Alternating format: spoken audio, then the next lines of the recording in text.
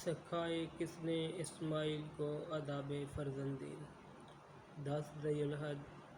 عید الاضحیٰ کے دن مسلمان خلیل اللہ حضرت ابراہیم علیہ السلام کی عظیم سنت کو زندہ کرتے ہیں۔ یوں تو حضرت ابراہیم علیہ السلام کی ساری زندگی عظیم الشان قربانیوں سے آراستہ ہے، مگر بحکم خداوندی اپنے لاڈلے فرزند حضرت اسماعیل علیہ السلام کے نازک و نرم خوبصورت نورانی گلے پر اپنے ہاتھ مبارک سے پوری قوت کے ساتھ تیز دھار چھری چلانا ایسی لامثال و منفرد قربانی ہے کہ تعمیل حکم و اطاعت خداوندی کی ایسی مثال نہیں ملتی۔ عجیب منظر تھا جب باپ نے اپنے نوعمر فرزند سے پوچھا، اے میرے بیٹے، میں نے خواب میں دیکھا کہ میں تجھے ذبح کر رہا ہوں، بتا تیری مرضی کیا ہے؟ حضرت ابراہیم علیہ السلام نے اپنے بیٹے سے یہ رائے اس لیے نہیں پوچھی تھی کہ اگر بیٹے کی رائے ہوگی تو ایسا کروں گا، ورنہ میں اپنے بیٹے کو ذبح نہیں کروں گا، ایسا ہرگز نہیں، بلکہ حضرت ابراہیم علیہ السلام نے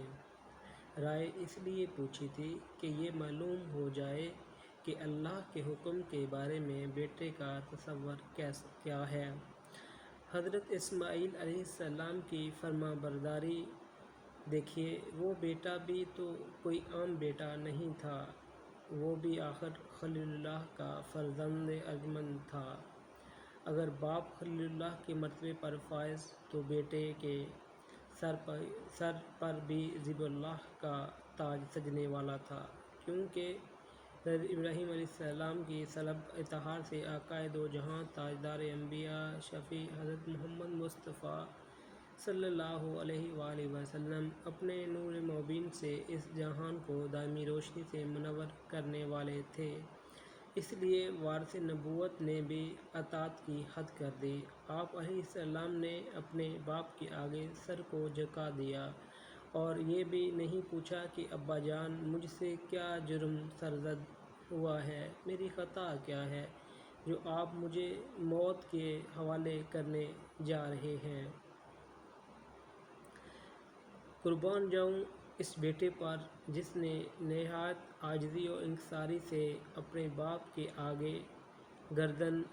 جھکاتے ہوئے جو کلمات اپنی زبان سے ارشاد فرمائے، وہ قیامت تک نسل انسانی کے لیے مشعل راہ بن گئے۔ قرآن کریم میں ارشاد باری تعالیٰ ہے کہ اس بیٹے نے کہا، اے ابا جان، آپ وہی کیجئے جس کا آپ کو حکم دیا گیا ہے، انشاءاللہ آپ مجھے عنقریب صبر کرنے والوں میں سے پائیں گے۔ اے ابا جان، میں روؤں گا نہیں اور نہ ہی میں چلاؤں گا اور نہ ہی آپ کو اس کام سے منع کروں گا، اب آپ چلیں اور اس حکم کی تعمیل میں دیر نہ کیجئے، انشاءاللہ آپ مجھے صبر کرنے والوں میں سے پائیں گے۔ بقول حضرت علامہ محمد اقبال، یہ فیضان نظر تھا یا کہ مکتب کی کرامت تھی، سکھائے کس نے اسماعیل کو آداب فرزندی۔ اب آگے بڑھ کر حضرت ابراہیم علیہ السلام نے اپنے بیٹے کو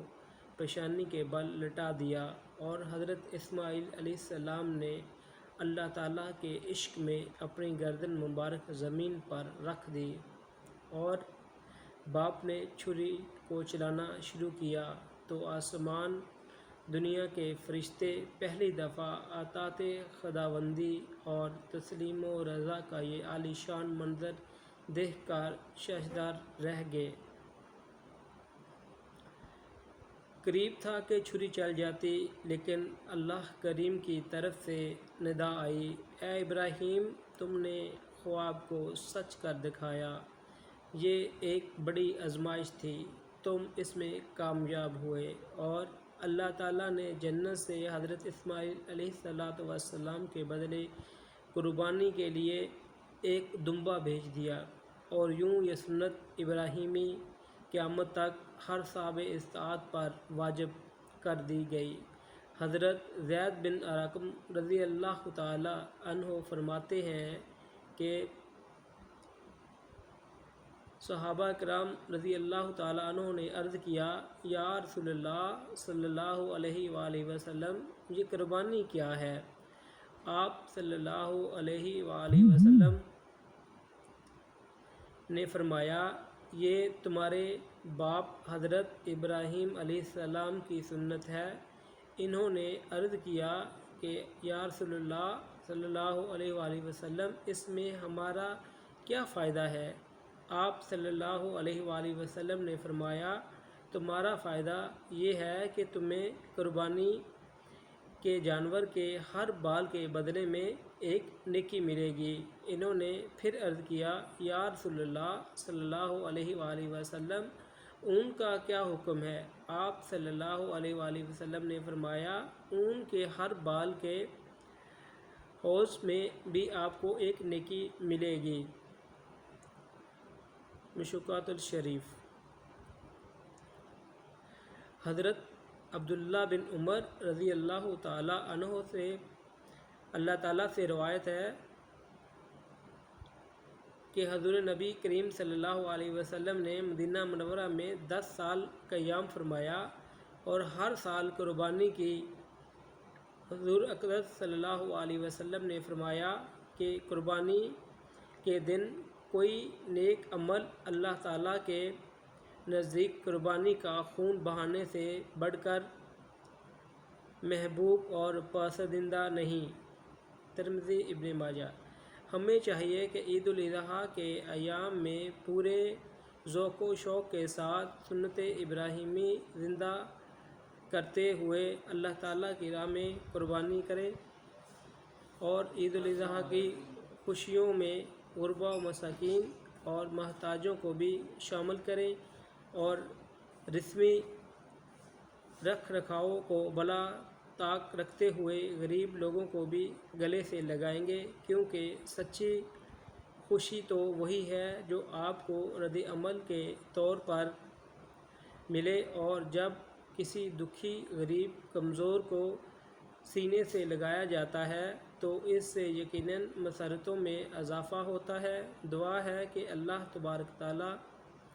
تمام اہل اسلام کی قربانیوں کو شرف قبولیت عطا فرمائے، آمین۔